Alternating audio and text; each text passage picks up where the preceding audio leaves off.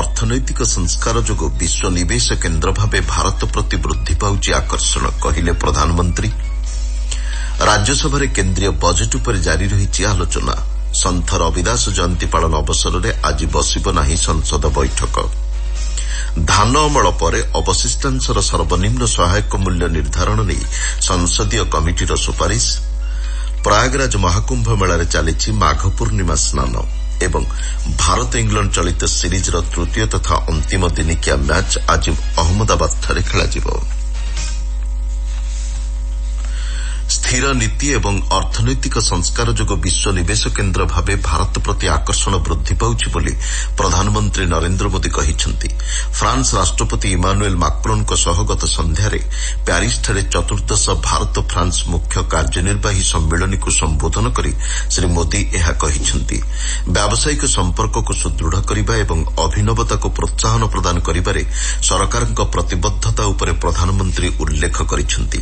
ପ୍ରତିରକ୍ଷା, ମହାକାଶ କ୍ଷେତ୍ର, କୃତ୍ରିମ ବୁଦ୍ଧିମତ୍ତା, ଭିତ୍ତିଭୂମି ଓ ନିରନ୍ତର ବିକାଶ ଭଳି ପ୍ରମୁଖ କ୍ଷେତ୍ରଗୁଡ଼ିକ ଉପରେ ଏହି ସମ୍ମିଳନୀରେ ପ୍ରାଧାନ୍ୟ ଦିଆଯାଇଛି। ବୀମା କ୍ଷେତ୍ରକୁ 100% ବିଦେଶୀ ପୁଞ୍ଜିନିବେଶ ପାଇଁ ଉନ୍ମୁକ୍ତ କରିବା, ବେସାମରିକ ଆଣବିକ ଶକ୍ତି କ୍ଷେତ୍ରରେ ଘରୋଇ ସଂସ୍ଥାକୁ ଅନୁମତି ପ୍ରଦାନ କରିବା ଏବଂ ବ୍ୟବସାୟକୁ ଅଧିକ ସରଳ କରିବା ଲକ୍ଷ୍ୟରେ ଟିକସ ଢାଞ୍ଚାରେ ସଂସ୍କାର ଉପରେ ଗ୍ରହଣ କରାଯାଇଥିବା ପଦକ୍ଷେପଗୁଡ଼ିକ ସମ୍ପର୍କରେ ପ୍ରଧାନମନ୍ତ୍ରୀ ଆଲୋଚନା କରିଛନ୍ତି। ଭାରତର ପ୍ରତିରକ୍ଷା, ଶକ୍ତି, ବିମାନ ଚଳାଚଳ, ମହାକାଶ, ଫିନ୍ଟେକ୍ ଏବଂ ସ୍ୱାସ୍ଥ୍ୟସେବା ଭଳି କ୍ଷେତ୍ରରେ ପୁଞ୍ଜିନିବେଶର ନୂତନ ମାର୍ଗ ଉନ୍ମୁକ୍ତ କରିବାକୁ ପ୍ରଧାନମନ୍ତ୍ରୀ ଫ୍ରାନ୍ସର କମ୍ପାନୀଗୁଡ଼ିକୁ ଆହ୍ୱାନ ଦେଇଛନ୍ତି। ଏହି ସମ୍ମିଳନୀକୁ ସମ୍ବୋଧନ କରି ବୈଦେଶିକ ବ୍ୟାପାର ମନ୍ତ୍ରୀ ଡକ୍ଟର ଏସ୍ ଜୟଶଙ୍କର କୃତ୍ରିମ ବୁଦ୍ଧିମତ୍ତା ଏବଂ ନବସୃଜନ ପାଇଁ ଏକ ବିଶ୍ୱସ୍ତରୀୟ ଓ ଅନ୍ତର୍ଭୁକ୍ତି ଆଭିମୁଖ୍ୟ ଉପରେ ଗୁରୁତ୍ୱ ପ୍ରଦାନ କରିଛନ୍ତି।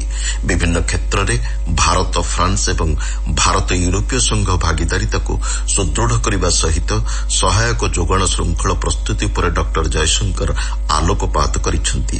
ଆମ ପ୍ରତିନିଧି ଦେଇଥିବା ସୂଚନା ଅନୁଯାୟୀ ଏହି ସମ୍ମିଳନୀ ଭାରତ ଓ ଫ୍ରାନ୍ସ ମଧ୍ୟରେ ଦୃଢ଼ ଅର୍ଥନୈତିକ ଭାଗିଦାରୀକୁ ପ୍ରତିପାଦନ କରିଛି। ବ୍ୟବସାୟ, ବୈଷୟିକ ଜ୍ଞାନକୌଶଳ ଏବଂ ସ୍ଥାୟୀ ବିକାଶ କ୍ଷେତ୍ରରେ ସୁଦୃଢ଼ ସହଯୋଗର ମାର୍ଗ ପ୍ରସ୍ତୁତ କରିଛି। ପ୍ୟାରିସ୍ଠାରେ ଅନୁଷ୍ଠିତ କୃତ୍ରିମ ବୁଦ୍ଧିମତ୍ତା ଶିଖର ସମ୍ମିଳନୀ ଅବସରରେ ପ୍ରଧାନମନ୍ତ୍ରୀ ନରେନ୍ଦ୍ର ମୋଦି ଗତକାଲି ଏସ୍ତୋନିଆର ରାଷ୍ଟ୍ରପତି ଆଲାର କାରିସ୍ଙ୍କ ସହ ସାକ୍ଷାତ ଆଲୋଚନା କରିଛନ୍ତି। ଦୁଇ ନେତାଙ୍କ ମଧ୍ୟରେ ଏହା ଥିଲା ପ୍ରଥମ ସାକ୍ଷାତ। ଗଣତନ୍ତ୍ର, ସ୍ୱଚ୍ଛ ଶାସନ, ସ୍ୱାଧୀନ ଚିନ୍ତାଧାରା ଏବଂ ମୂଲ୍ୟବୋଧ ଆଧାରରେ ରହିଥିବା ଦ୍ୱିପାକ୍ଷିକ ସମ୍ପର୍କ ଉପରେ ଦୁଇ ନେତା ମତ ବିନିମୟ କରିଥିଲେ।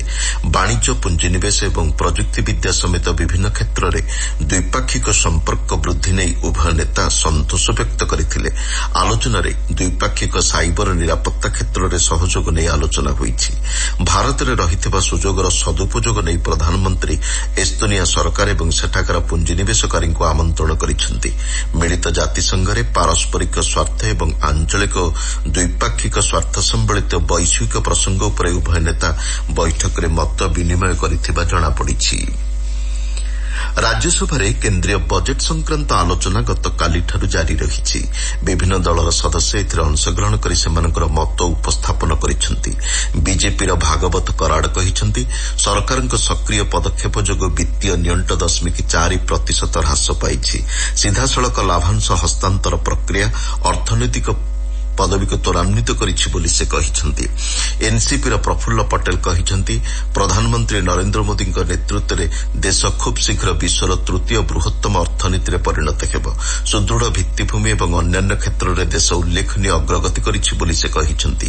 ଅନ୍ୟମାନଙ୍କ ମଧ୍ୟରେ ସ୍ୱାଧୀନ ସଦସ୍ୟ କପିଲ ସିବ୍ବଲ, କଂଗ୍ରେସର ଚନ୍ଦ୍ରକାନ୍ତ ହାଣ୍ଡୋର, ତୃଣମୂଳ କଂଗ୍ରେସର ଡୋଲା ସେନ୍, ସମାଜବାଦୀ ପାର୍ଟି ସଦସ୍ୟ ଜୟା ବଚ୍ଚନ, ମନୋନୀତ ସାଂସଦ ସୁଧା ମୂର୍ତ୍ତି, ସିପିଆଇଏମ୍ ସଦସ୍ୟ ଜନ୍ ବ୍ରିଟାସ୍, ଏନ୍ସିପି ଏସ୍ପି ସଦସ୍ୟ ଫୌଜିଆ ଖାନ୍, ଆପ୍ ସଦସ୍ୟ ରାଘବ ଚଡ୍ଢା ଆଲୋଚନାରେ ଅଂଶଗ୍ରହଣ କରିଥିଲେ। ଏହି ଆଲୋଚନା ଆସନ୍ତାକାଲି ମଧ୍ୟ ଜାରି ରହିବ। ସନ୍ଥ ରବିଦାସ ଜୟନ୍ତୀ ପାଳନ ଅବସରରେ ଆଜି ସଂସଦର ଉଭୟ ଗୃହର ଅଧିବେଶନ ବସିବ ନାହିଁ। ଶୀତ ଋତୁରେ ଫସଲର ସର୍ବନିମ୍ନ ସହାୟକ ମୂଲ୍ୟ ଭଳି ଧାନ ଅମଳ ପରେ ଅବଶିଷ୍ଟାଂଶର ସର୍ବନିମ୍ନ ସହାୟକ ମୂଲ୍ୟ ନିର୍ଦ୍ଧାରଣ କରିବା ଉପରେ ସଂସଦୀୟ କମିଟି ସୁପାରିଶ କରିଛି। ରାଜ୍ୟସଭାରେ ଗତକାଲି ଉପସ୍ଥାପିତ ହୋଇଥିବା ଏହି ରିପୋର୍ଟରେ ଏ ସଂକ୍ରାନ୍ତ ବ୍ୟବସ୍ଥା ସ୍ଥାପନ କରିବାକୁ କମିଟି ପରାମର୍ଶ ଦେଇଛି। ଖରିଫ ଅମଳ ଋତୁ ପୂର୍ବରୁ ମୂଲ୍ୟ ସମୀକ୍ଷା କରାଯାଇ ଏ ସଂକ୍ରାନ୍ତ ବିଜ୍ଞପ୍ତି ପ୍ରକାଶ ଉପରେ କମିଟି ଗୁରୁତ୍ୱ ପ୍ରଦାନ କରିଛି। ପ୍ରତିକୂଳ ପାଣିପାଗ, ବାଣ ଫୁଟାଇବା, ଯାନବାହନ ଧୂଆଁ ଏବଂ ଅନ୍ୟାନ୍ୟ ସ୍ଥାୟୀ ପ୍ରଦୂଷଣ ଉତ୍ସଗୁଡ଼ିକ ଦ୍ୱାରା ବାୟୁର ଗୁଣବତ୍ତା ସ୍ତରରେ ବିପଜ୍ଜନକ ପରିସ୍ଥିତି ସୃଷ୍ଟି ହେଉଛି। ପଞ୍ଜାବ ଏବଂ ହରିୟାଣାରେ ଧାନର ଅବଶିଷ୍ଟାଂଶ ପୋଡ଼ିବା ଯୋଗୁଁ ଦିଲ୍ଲୀ ଏବଂ ଏହାର ଆଖପାଖ ଅଞ୍ଚଳରେ ବାୟୁ ଗୁଣବତ୍ତା ସ୍ତର ନିମ୍ନଗାମୀ ହେଉଛି ବୋଲି କମିଟି ଏହାର ରିପୋର୍ଟରେ ଉଲ୍ଲେଖ କରିଛି।